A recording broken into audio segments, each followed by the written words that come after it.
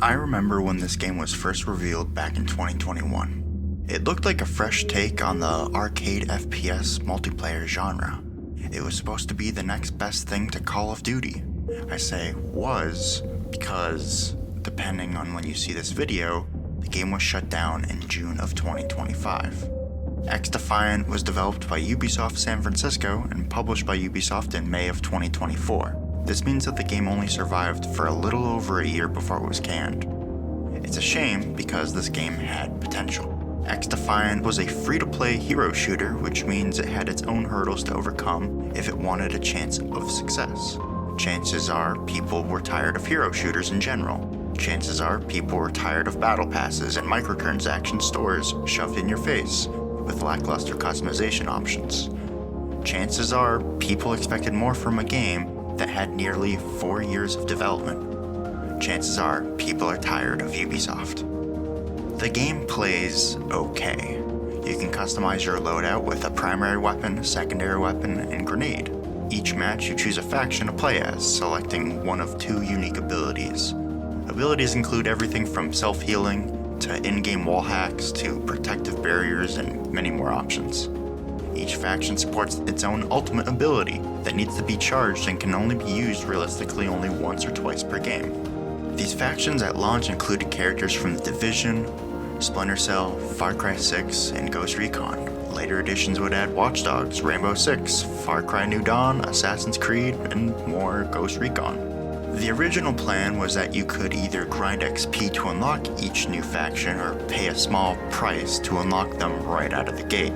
With the impending shutdown, all factions are automatically unlocked. Classic modes like TDM, Domination, Hardpoint, which is named Occupy in this game, were available, with different game modes like Hotshot, Escort, and Zone Control being available in multiple playlists. The game even supported a ranked game mode, but I'd be surprised if you could get into one with the lackluster player count.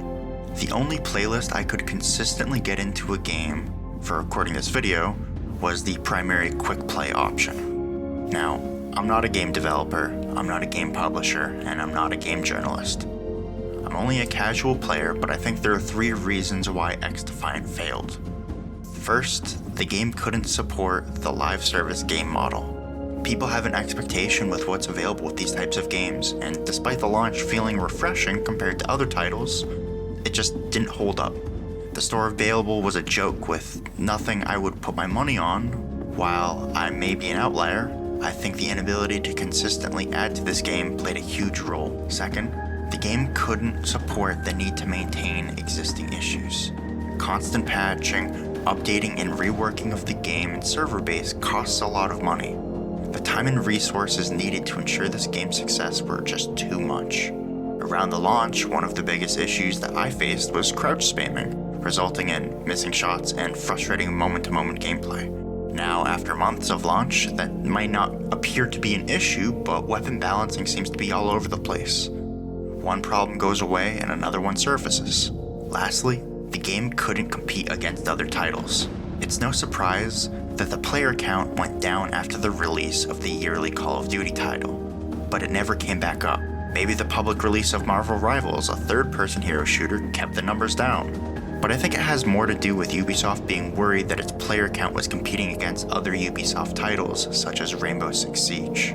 Siege X looks to be a rework of a heavily supported Rainbow Six Siege, which is releasing in June 2025. I don't think it's a far-fetched idea to assume that Ubisoft wanted to prioritize resources for a game that already has a pretty highly regarded community compared to a game that was struggling to maintain anything of its own. This game had a ton of potential. I think its glaring issues could have been fixed over time, but that's time Ubisoft did not want to wait for. The game had a phenomenal foundation to work on, but in the end, it's just gonna be another one of Ubisoft's failed games. And for that, I give XDefiant a 7 out of 10. If you enjoyed videos like this, make sure you subscribe if you haven't already. Leaving a like and adding a comment below helps me out a lot in knowing what you guys like for content. Thanks for watching.